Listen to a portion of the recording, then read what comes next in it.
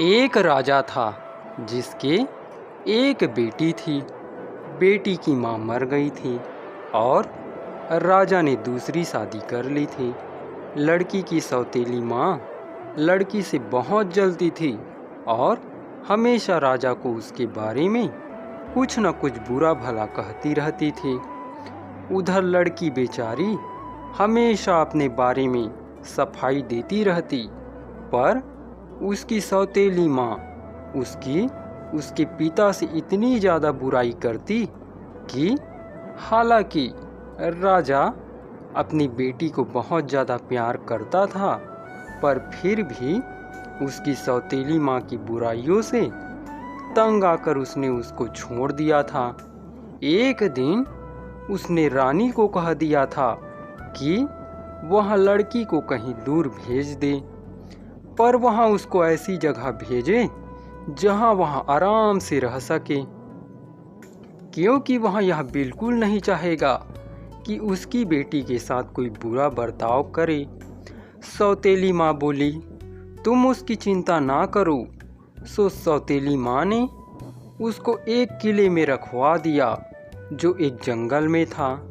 उसके साथ के लिए रानी ने कुछ दासियाँ वहाँ रख दी और उनको कह दिया कि वे उसको वहाँ से कहीं बाहर ना जाने दे, यहाँ तक कि खिड़की से भी बाहर ना झांकने दे। इस काम के लिए वहाँ उनको बहुत अच्छी तनख्वाह देगी। लड़की को भी एक बहुत सुंदर कमरे में रखा गया था और उसको वहाँ सब कुछ दिया गया था जो उसको चाहिए था। उसको वहाँ सब कुछ खाने पीने को भी मिलता था जो उसको पसंद था। बस वहाँ केवल बाहर नहीं जा सकते थे, पर फिर भी उसकी दासियों को उसका कोई खास काम नहीं था और उनके पास पैसा बहुत था। सो वे केवल अपने ही बारे में सोचती रहती थी और उस लड़की की तरफ ध्यान नहीं देती थी। राजा अक्सर अपनी रानी से अपनी बेटी के बारे में पूछता रहता, हमारी बिटिया कैसी है? वह आजकल अपने आप क्या करती रहती है? यह साबित करने के लिए कि रानी वाकई उसकी परवाह करती थी, एक दिन वहाँ उस किले पर गई जहाँ उसने राजकुमारी को रखा हुआ था। जैसे ही रानी अपनी गाड़ी से नीचे उतरी, वहाँ की दासियाँ तुरंत ही उसके पास दौड़ी आई और उसको बताया कि राजकुमारी बिल्कुल ठीक है और बहुत खुश है।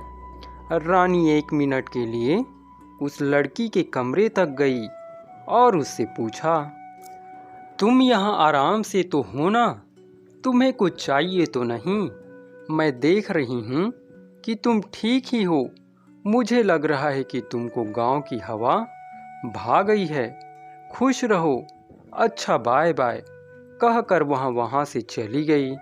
उसने जाकर राजा को बता दिया कि उसने पहले कभी उसकी बेटी को इतना खुश नहीं देखा था, पर इसके विपरीत वह लड़की कमरे में अकेली ही रहती थी, क्योंकि उसकी दासियाँ तो अपने आप में इतनी मग्न थी कि वे उसको कहीं दिखाई ही नहीं देती थी।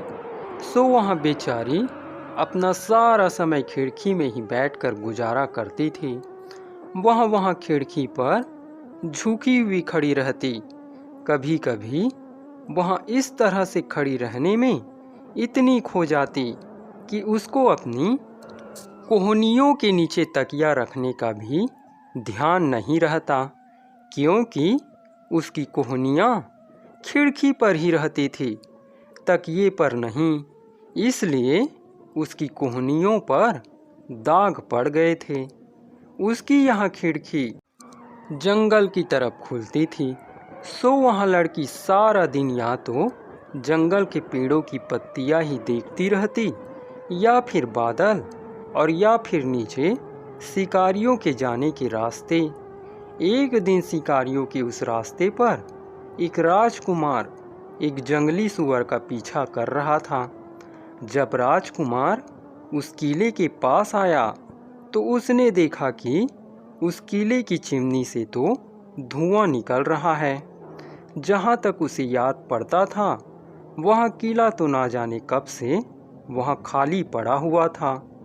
फिर आज इसमें से यह धुआं कैसे निकल रहा है? उसने सोचा। लगता है यहाँ कोई रहने आ गया है। सो उसने मुड़कर पीछे देखा तो उसने देखा कि उस किले की एक खिड़की पर एक लड़की बैठी है। उसको देखकर वह मुस्कुरा दिया। लड़की ने भी उसको देखा। वह पीले रंग की शिकारियों वाली पोशाक पहने था। उसके हाथ में एक बंदूक थी और वह उसकी तरफ देखकर मुस्कुरा रहा था। सो वह भी उसकी तरफ देखकर मुस्कुरा दी। पूरे 1 घंटे तक वे एक दूसरे की तरफ देखकर मुस्कुराते रहे और एक दूसरे के लिए झुकते रहे। वे दोनों आपस में इतनी दूर थे कि उनके पास एक दूसरे से बात करने का कोई तरीका नहीं था। सो कुछ देर बाद वह राजा वहाँ से चला गया। अगले दिन शिकार का बहाना करके वह राजकुमार फिर से उधर की तरफ आ निकला। उस दिन वे लोग एक दूसरे को 2 घंटे तक देखते रहे। अब की बार मुस्कुराहटों और झुकने के अलावा उन्होंने अपने अपने दिलों पर भी हाथ रखा और फिर वे काफ़ी देर तक अपने अपने रुमाल हिलाते रहें। तीसरे दिन वह राजकुमार वह 3 घंटे रहा। उस दिन उन्होंने एक दूसरे की तरफ हवाई चुंबन भी फेंके। पर चौथे दिन जब वह फिर वहाँ आया तो एक जादूगर ने उन दोनों को एक पेड़ के पीछे से छिपकर देख रही थी। उनको देखकर वहाँ हो करके हंस पड़ी। राजकुमार बोला, अरे तुम हंस क्यों रही हो? इसमें हंसने की क्या बात है? जादूगरनी बोली, हंसने की क्या बात है? अरे दो प्रेमी जो आपस में इतना प्यार करते हैं, वे कितने बेवकूफ़ हैं कि वे इतने दूर हैं। क्या यहाँ हंसी की बात नहीं है? राजकुमार बोला, तो क्या तुम यहाँ जानती हो कि मैं उसके पास तक कैसे पहुँच सकता हूँ? जादूगरनी बोली, मुझे तुम दोनों अच्छे लगते हो, इसलिए मैं तुम्हारी सहायता ज़रूर करूँगी। मैं तुम लोगों को ज़रूर मिलाऊंगी। कहकर वहाँ किले की तरफ गई और जाकर उसका दरवाज़ा खटखटाया। राजकुमारी की एक दासी ने दरवाज़ा खोला तो उस जादूगरनी ने उस दासी को एक बहुत पुरानी पीले से रंग के कागज़ की एक किताब दी और कहा, यह किताब राजकुमारी के पढ़ने के लिए है ताकि वह इसको पढ़कर अपना समय गुजार सके। दासी ने वह किताब ले ली और ले जाकर उस लड़की को दे दी। लड़की ने तुरंत ही उस किताब को खोला और पढ़ा। यह एक जादू की किताब है। तुम आगे का पन्ना पलटो तो तुम देखोगी कि कोई आदमी चिड़िया कैसे बन सकता है और फिर चिड़िया से आदमी कैसे बन सकता है। लड़की उस किताब को लेकर खिड़की पर दौड़ी गई और जाकर उस किताब को खिड़की पर रख दिया। वह उस किताब के पन्ने पलटने लगी और राजकुमार को, जो पीली पोशाक पहने खड़ा था, देखती रही। अपने हाथ हिलाते हुए राजकुमार ने अपने पंख बना लिए और देखते ही देखते वहाँ एक कैनरी चिड़िया बन गया। वैसे ही पीले रंग की चिड़िया जैसे पीले रंग की पोशाक वह पहने था, चिड़िया बनकर वहाँ आसमान में उड़ गया और जाकर राजकुमारी की खिड़की के ऊपर बैठ गया। राजकुमारी ने उसे तुरंत ही पकड़ लिया और यह समझकर चूम लिया कि वह तो राजकुमार था। पर फिर वह शर्मा गई और उसका चेहरा शर्म से लाल पड़ गया। अब वह उस चिड़िया को दोबारा राजकुमार बनाने की सोचने लगी। उसने तुरंत किताब खोली और उसके पन्ने को पीछे की तरफ पलटा। कैनरी चिड़िया ने तुरंत ही अपने पंख फड़फड़ाए, अपनी बाहें हिलाई और वह फिर से राजकुमार बन गया, अपनी उसी शिकारी वाली पोशाक में। राजकुमार उसके सामने थोड़ा सा झुका और बोला, मैं तुम्हें बहुत प्यार करता हूँ राजकुमारी। एक दूसरे के सामने अपने अपने प्यार का इजहार करते करते उन दोनों को शाम हो चुकी थी। राजकुमारी ने फिर किताब पढ़ी और फिर राजकुमार की आंखों में देखा तो राजकुमार फिर से कैनरी चिड़िया में बदल गया और उड़कर नीचे जाकर एक पेड़ की निचली डाल पर बैठ गया। राजकुमारी ने फिर से किताब के पन्ने वापस पलटे और वह कैनरी चिड़िया फिर से राजकुमार बन गया।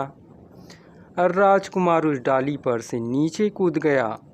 उसने अपने कुत्तों को बुलाया, घोड़े पर सवार हुआ, राजकुमारी की तरफ एक चुंबन फेंका और अपने रास्ते पर घोड़ा दौड़ाता हुआ राजकुमारी की आंखों से ओझल हो गया। इस तरह उस किताब के पन्ने रोज राजकुमार को पहले चिड़िया बनाने के लिए और फिर राजकुमार बनाने के लिए पलटे जाते रहे और राजकुमार राजकुमारी के पास कैनरी चिड़िया के रूप में आता जाता रहा। दोनों ही अपनी जिंदगी में कभी इतने खुश नहीं थे। एक दिन रानी अपनी सौतेली बेटी को देखने आई तो वहाँ हर बार की तरह से बाहर से यहाँ कहती चली आई, तुम ठीक तो हो ना? अरे मैं देख रही हूँ कि तुम तो और दुबली हो गई हो, पर यहाँ कोई चिंता की बात नहीं है, ठीक है ना? तुम इससे पहले कभी इतनी अच्छी थी ही नहीं। जैसे जैसे वहाँ यह बोलती जा रही थी, वह चारों तरफ देखती जा रही थी कि सारी चीज़ें अपनी जगह पर ठीक से रखी थी या नहीं। फिर उसने खिड़की खोली और उससे नीचे झांका तो उसने देखा कि पीली पोशाक पहने एक राजकुमार अपने कुत्तों के साथ आ रहा था। सौतेली माँ ने सोचा, अगर यह लड़की यहाँ सोचती है कि वह इस खिड़की से इस लड़के से मोहब्बत लड़ा लेगी तो उसको कुछ और सोचना पड़ेगा। उसके कमरे में पहुंचकर रानी ने उस लड़की को एक गिलास पानी और चीनी लाने के लिए भेजा। फिर उसने अपने सिर में से 5-6 हेयर पिन निकाले और उनको खिड़की पर रखे, तकिए में इस तरह छिपा दिया कि उसके नुकीले हिस्से ऊपर की तरफ रहे। उसने सोचा कि उसकी हेयर पिनों के ये नुकीले हिस्से उस राजकुमारी को खिड़की पर झुकने के लिए सीख दे देंगे। लड़की पानी और चीनी लेकर वापस आ गई थी, पर रानी बोली, ओहो, अब मुझे प्यास नहीं है, इसे तुम ही पी लो, मुझे अब तुम्हारे पिता के पास जाना है। तुमको और कुछ तो नहीं चाहिए ना? ठीक है, बाय, कहकर वहाँ से चली गई। जैसे ही रानी की गाड़ी गई और आंखों से ओझल हो गई लड़की ने तुरंत अपनी किताब के पन्ने पलटे और राजकुमार का एक कैनरी चिड़िया बन गया और तीर की तरह उड़कर खिड़की पर आ बैठा। पर जैसे ही वह चिड़िया तकिए पर आकर बैठी, वह दर्द से चिल्ला उठी। उसके पीले पंखों पर खून के धब्बे पड़ गए। वे पीने जो रानी उसके तकिए में लगा कर गई थी, उसकी छाती में घुस गई थी। चिड़िया ने परेशान होकर अपने पंख फड़फड़ाए और हवा के सहारे चक्कर काटती हुई नीचे जमीन पर पंख फैलाकर बैठ गई। राजकुमारी यह देखकर डर गई। उसकी तो समझ में ही नहीं आया कि राजकुमार को हुआ क्या था।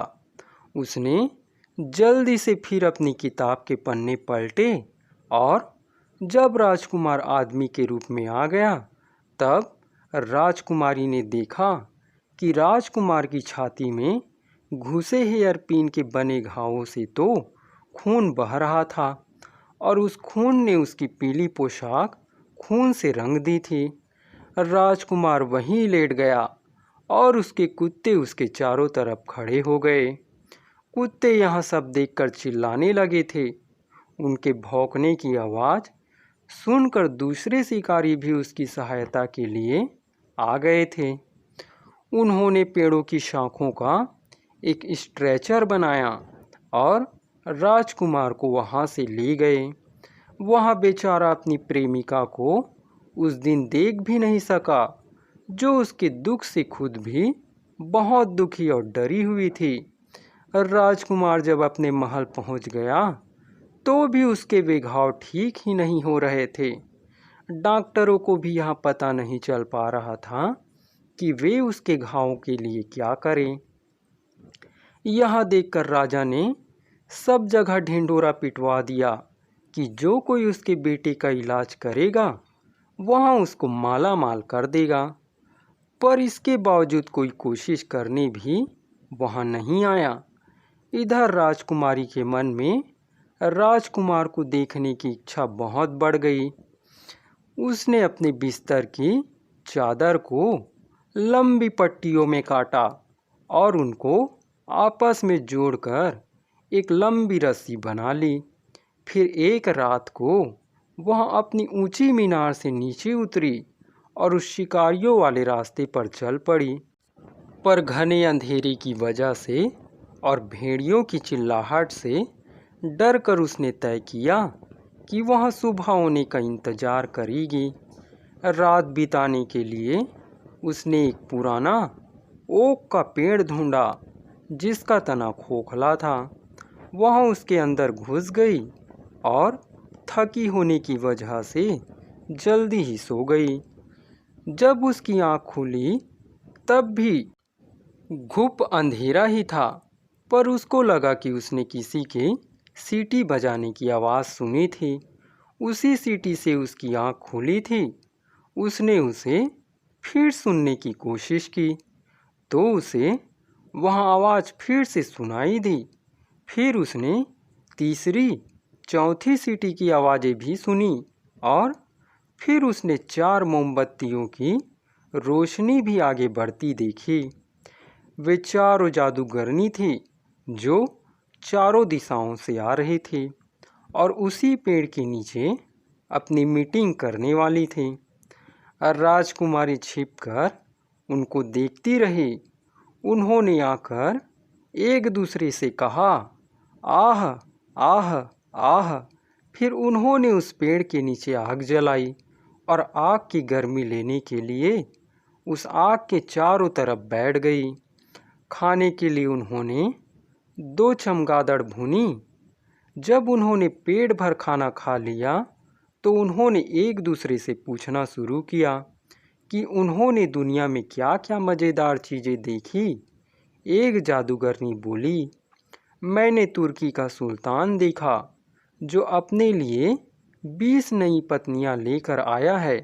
दूसरी जादूगरनी बोली, मैंने चीन का बादशाह देखा जिसकी तो चोटी ही 3 गज लंबी है। तीसरी जादूगरनी बोली, मैंने तो आदमियों को खाने वाला राजा देखा जिसने अपने घर की देखभाल करने वालों को ही खा लिया था।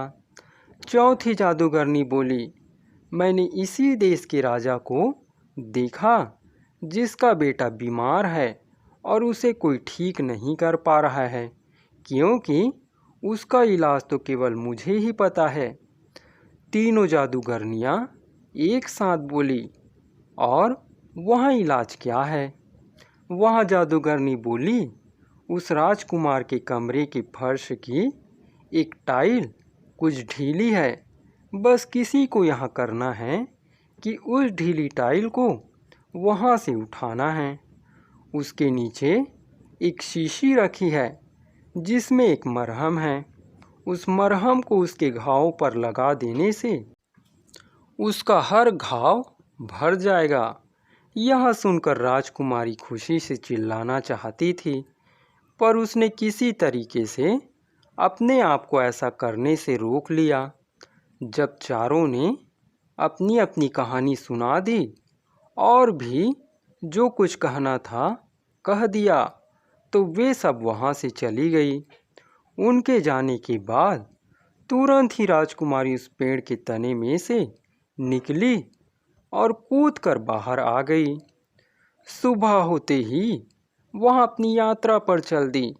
सबसे पहले वह एक इस्तेमाल की हुई चीज़ों को बेचने वाले के पास गई और वहाँ से एक डॉक्टर का पुराना गाउन और एक चश्मा खरीदा और जाकर शाही महल का दरवाज़ा खटखटाया। उसने कहा कि वह एक डॉक्टर है और राजकुमार का इलाज करने आया है। पर एक छोटे से डॉक्टर को और उसके पास ना के बराबर डॉक्टर का सामान देखकर महल के चौकीदार उसको महल के अंदर घुसने ही नहीं दे रहे थे। पर राजा ने कहा, यह मेरे बेटे को क्या नुकसान पहुंचा सकता है, इसलिए इसको अंदर आने दो। और राजा का हुक्म मानकर चौकीदार लोग उसको अंदर ले गए। डॉक्टर ने कहा कि उसको राजकुमार के कमरे में राजकुमार के साथ अकेला छोड़ दिया जाए ताकि वहाँ उसका इलाज कर सके। सो उसको राजकुमार के साथ अकेला छोड़ दिया गया। अपने प्रेमी को कराहते और बेहोश सा देखकर राजकुमारी का दिल रो पड़ा। उसको लगा कि उसको उस जादूगरनी की कही बात को जल्दी से जल्दी कर देना चाहिए। सो उसने कमरे की फर्श की वहाँ ढीली टाइल ढूंढी और उसके नीचे रखी शीशी निकाल ली। उस शीशी के मरहम को उसने राजकुमार के सारे घावों पर मल दिया।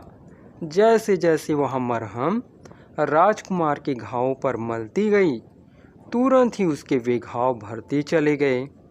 सब घावों पर मरहम लगाने के बाद उसके सारे घाव ऐसे भर गए जैसे कभी कुछ था ही नहीं। राजकुमारी यह देखकर बहुत खुश हुई। जब वह उसके सारे घाव भर चुकी तो उसका राजकुमार फिर पहले जैसा हो गया, जैसा वहाँ उसको देखा करती थी। अब वह शांति से सो रहा था। सो वह उसको कमरे में सोता छोड़कर बाहर आ गई। बाहर आकर वह बोली, मैजेस्टी, आपका बेटा अब हर खतरे से बाहर है, वहाँ आराम से सो रहा है। और राजा ने उस छोटे से डॉक्टर को बहुत बहुत धन्यवाद दिया और कहा, डॉक्टर, तुम जो चाहो सो मांग लो। तुमने मेरे बेटे की जान बचाई है। मेरे राज्य में जितना भी पैसा और दौलत है वह सब तुम्हारी है। डॉक्टर बोला, मुझे आपका पैसा और दौलत नहीं चाहिए, मुझे तो बस राजकुमार की ढाल दे दीजिए जिस पर शाही निशान बना हुआ है, और उसका दंड और उसकी वह पीली जैकेट दे दीजिए जिस पर खून लगा है। राजा ने उसकी वे तीनों चीज़ें उसको दे दी और वह डॉक्टर उन तीनों चीज़ों को लेकर वहाँ से चली गई। 3 दिन बाद राजकुमार फिर से शिकार पर गया।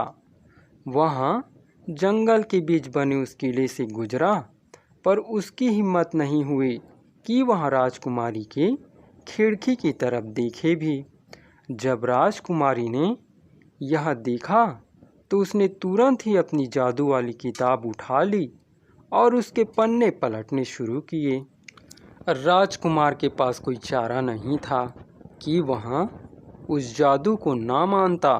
वह तुरंत ही कैनरी चिड़िया बन गया और उड़कर उसके कमरे में चला गया। कमरे में पहुंचने के बाद राजकुमारी ने उस किताब के पन्ने फिर से पलटे और वह फिर से राजकुमार बन गया। राजकुमार ने कहा, मुझे जाने दो, क्या यह एक बार ही काफ़ी नहीं है कि तुमने मुझे अपनी पीनों से गोद दिया, जिससे मुझे कितनी तकलीफ़ पहुंची है। सच तो यह था कि राजकुमार को अब उससे नफ़रत सी हो गई थी और अपनी हालात के लिए भी वह उसी को जिम्मेदार ठहरा रहा था। यह सुनकर तो राजकुमारी तो बेहोश होने वाली थी, पर वह बोली, पर तुम्हारी जान भी तो मैंने ही बचाई है। वह मैं ही हूँ जिसने तुम्हें ठीक किया है। अगर मैं तुम्हारी ऐसी हालत करती तो मैं तुम्हारी जान क्यों बचाती। राजकुमार बोला, तुमने मेरी जान नहीं बचाई है, मेरी जान तो किसी विदेशी डॉक्टर ने बचाई है, जिसने मेरे पिता से उनकी कोई दौलत नहीं ली सिवाय मेरी ढाल के, जिसके ऊपर मेरे परिवार का निशान था, दंड के और मेरी खून के निशानों वाली जैकेट के। राजकुमारी ने तुरंत ही वे तीनों चीज़ें निकाल कर राजकुमार के सामने रख दी। ये है वे तुम्हारी तीनों चीज़ें। वह डॉक्टर कोई और नहीं, मैं ही थी, और वहाँ पीने मेरी सौतेली माँ की एक चाल थी। राजकुमार ने उसकी आंखों में देखा और वह कुछ बोल ही ना सका। वह उसके पैरों पर पड़ गया और उसको बहुत बहुत धन्यवाद दिया। अब उसको वह पहले से भी ज़्यादा प्यार करने लगा था। उसी शाम को उसने अपने माता पिता को बताया कि वहाँ जंगल में बने किले में रहने वाली एक लड़की से शादी कर रहा है। उसके पिता ने कहा, तुम केवल एक राजा की लड़की से ही शादी करोगे। राजकुमार बोला, मैं केवल उस लड़की से शादी करूँगा जिसने मेरी जान बचाई है। राजा को उसकी बात माननी पड़ी, सो शादी की तैयारियां शुरू हो गई। राजकुमार के पिता ने बहुत सारे राजाओं और उनके परिवारों को बुलाया। राजकुमारी के माता पिता को भी बुलाया, पर उनको कुछ बताया नहीं गया। जब दुल्हन बाहर आई तो उसका पिता चिल्ला पड़ा, मेरी बेटी। राजकुमार के पिता ने पूछा, क्या मेरे बेटे की दुल्हन तुम्हारी बेटी है? पर उसने हमें बताया क्यों नहीं कि वह तुम्हारी बेटी है। राजकुमारी बोली, क्योंकि मैं अपने आप को उस पिता की बेटी ही नहीं मानती जिसने मेरी सौतेली माँ के कहने से मुझे जेल में डाल दिया। उसने रानी की तरफ इशारा किया। अपनी बेटी पर किए गए जुल्म सुनकर राजा को अपनी बेटी पर दया आ गई और अपनी दूसरी पत्नी पर वह बहुत गुस्सा हुआ। घर आते ही उसने अपनी दूसरी पत्नी को जेल में डलवा दिया। यहाँ शाही शादी खूब धूमधाम से हुई, सिवाय सौतेली माँ के।